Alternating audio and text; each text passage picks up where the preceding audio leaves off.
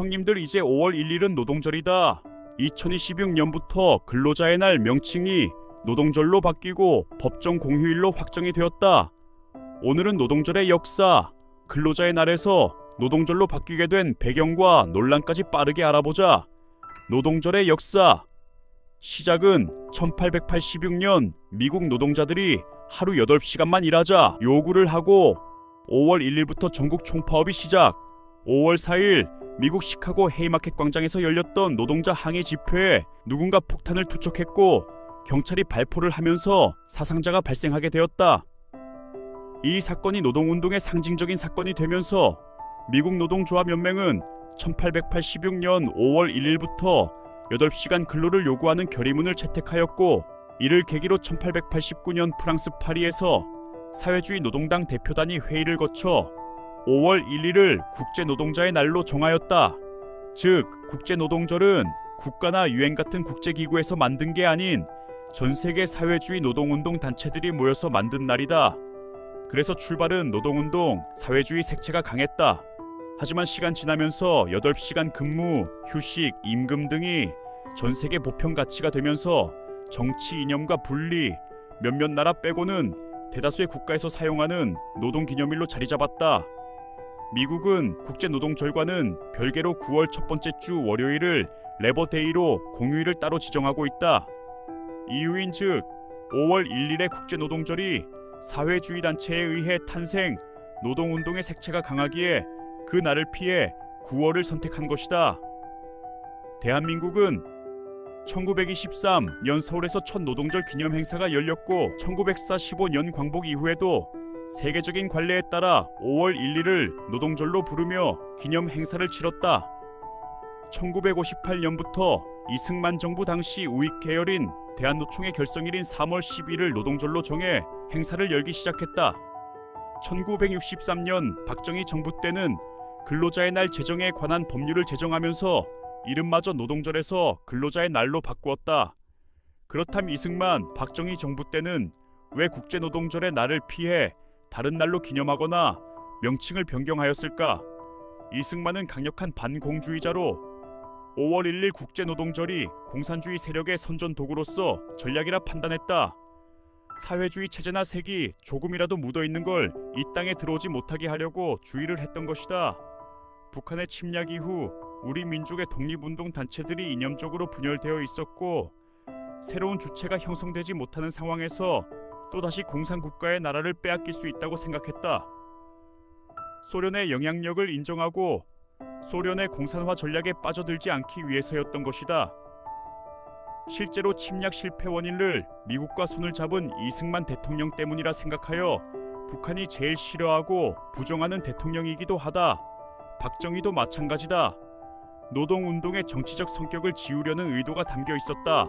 즉, 국제노동절을 세계통념으로 받아들여 행사하다가 이승만 정부에서 시작, 박정희 정부까지 우리나라 체제와 함께할 수 없다 하여 날짜와 이름을 다르게 순화시킨 케이스다.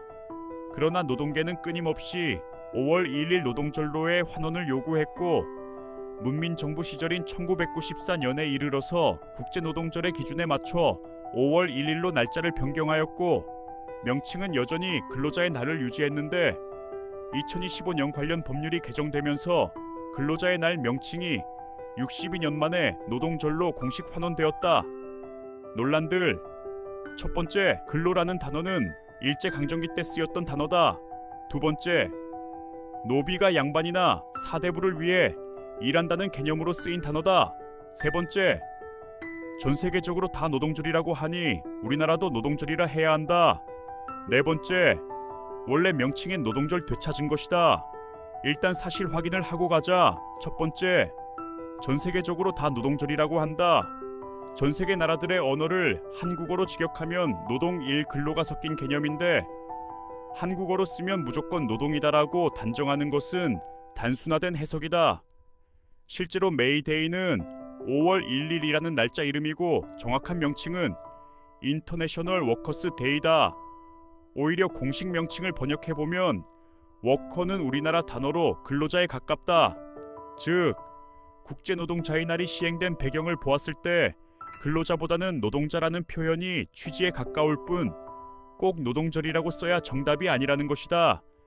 예를 들어 영국에 가서 한국어로 근로자의 날이라고 말한다고 한들 영국인들이 한국어로 노동절이라고 해야 해 라고 따지진 않는 것이다.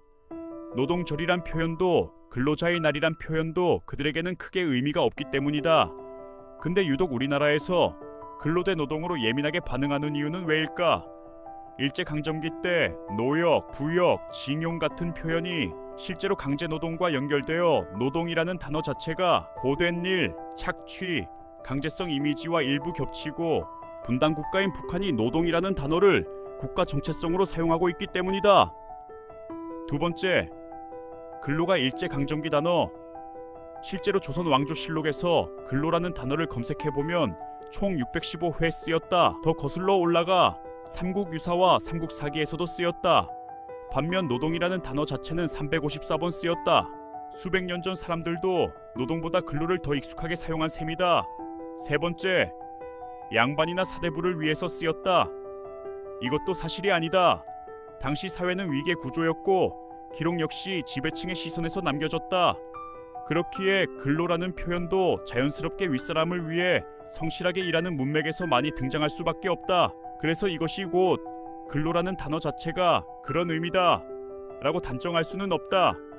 가령 임진왜란 후 이순신을 공신으로 봉할 때는 외적을 쓸어내며 7년간 열심히 근로하였다고 적었고, 실제 기록에서는 왕에게는 근정이라는 격식 높은 표현을 쓰고 개인의 태도에는 근면을 쓰지만 근로에 쓰인 근 역시 같은 한자에서 나온 것으로 결국 부지런함이라는 공통된 의미를 가진다. 즉 특정 계층 누구에게나 적용 가능한 성실함의 개념이었다. 이에 대한 근거로 조선시대에서는 노동의 성격에 따라 일반 백성이나 노비에게 노역, 역, 부역과 같은 공적 노동 용어를 구분해 사용했으며 이는 특정 계층에만 한정된 표현이 아니었다. 네 번째, 노동절을 되찾은 것이다. 우리나라에서 시작된 역사가 아니기 때문에 이렇다는 말 자체가 어울리지가 않다. 시대적 배경에 따라 날짜와 명칭이 바뀌었을 뿐 잃었던 적이 없고 그래서 되찾은 것도 없다. 마지막, 그렇다면 정부는 왜 바꾼 것일까? 국가에서 공식적으로 쓰는 단어를 손수 바꾼다는 건 큰 의미가 있다. 단어는 그냥 표현이 아니라 국가가 어떤 관점을 갖고 있는지 보여주는 도구이기 때문이다. 그렇기에 이번에 명칭을 변경함으로써 쉽게 수긍하는 사람도 있는 반면 거부감을 갖는 사람들도 많았던 것도 사실이다. 한 국가의 사상과 이념은 하루아침에 바뀌는 게 아닌 단어 하나, 법 하나하나를 조금씩 바꿔가며 반발과 반감을 최소화하면서 바뀌는 것도 사실이 때문이다. 근로라는 말이 정말 나쁜 어원에서 비롯된 것이 아니라면 실제로 노동을 국가 정체성으로 쓰고 있는 북한과 차별화를 위해서라도 근로라고 유지하는 게 맞다는 주장, 노동이라는 단어로 굳이 바꿔야 하는지에 대한 의문을 갖는 시선도 있다. 그렇다고 해서 정부에 대해 무조건적인 비난을 하거나 의심을 할 필요는 없다. 단어가 바뀌었다고 자유민주주의가 민주주의가 된 것도 아니고 우리는 여전히 자유민주주의 국가에서 살고 있기 때문이다. 국민들이 정치에 관심을 많이 갖고 있고 부지런히 살피고 있다는 걸 항상 정치인들에게 자각시켜야 한다. 이런저런 논쟁이 피곤하다면 가장 깔끔하게 그냥 순수 우리말인 머슴들의 날로 바꾸자.